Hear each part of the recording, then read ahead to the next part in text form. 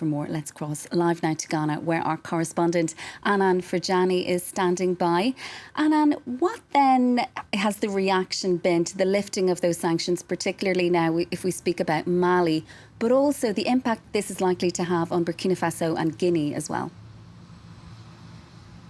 Well, you know, there's been an outpour of reactions, positive reactions mainly to the lifting of economic and financial sanctions against Mali. As you can imagine, on Facebook, on Twitter groups since last night, Malians, but also other African nationals have just expressed how much this had to happen because, those sanctions that were imposed back in January were particularly affecting Malian people and the Malian economy, who are at the bearing the brunt of these heavy weights. They also went back to reiterate the fact that Malians weren't able to circulate freely within the region, that some families were separated, that this was having also an impact on the refugee crisis that's been happening in the region for the last few months. We've also spoke to some bloggers, some journalists that made a 2-day journey for some of them to be here at the summit just to cover this, what they consider a historic decision. They expected this to happen.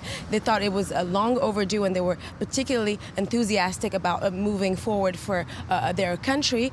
Now, as we found out, that the individual sanctions that were imposed on the Malian junta were not lifted yet. They will be lifted once the country is back in constitutional rule, once the power is transferred to civilians. So that is 2 years from now, back in 2024. So if that happens, of course, the Malian junta can benefit from their assets, what they've been deprived of. But in the meantime, Malians can probably start breathing a little bit.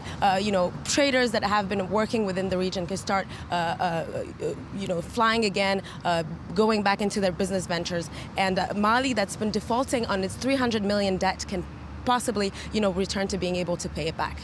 And Hannane, in terms of the various deadlines, transition deadlines in place for military coup leaders, what can we expect there in the coming months? So what we learned also yesterday is that the situation for Guinea and Burkina Faso is also evolving, that there have been some progress made with the talks and the different mediations that have been put in place. For Burkina Faso, there was an agreement that was found between West African leaders and the mediation and the Burkinabe junta. As President of ECOWAS Commission, Jean-Claude Cassibro, announced that West African leaders were particularly happy that the junta freed former ousted president Roch-Marc Christian Kaboré, and that they are really showing that they have good faith. They have agreed on the 24-month transition before the country can return to civilian rule. That would be, of course, monitored as well by West African leaders and by the mediator in this case, which is the former Nigerian president Mahamadou Issoufou. When it comes to Guinea, mediation talks will continue. There is a new mediator that has been appointed in this case, that is former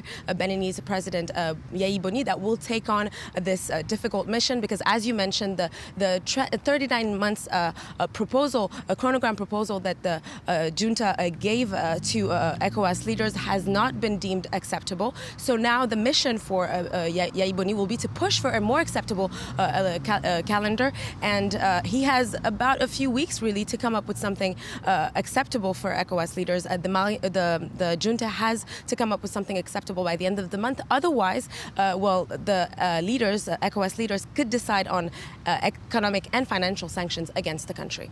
Okay, Hannane, we'll leave it there. That's Hannane Ferdjani reporting live from Ghana.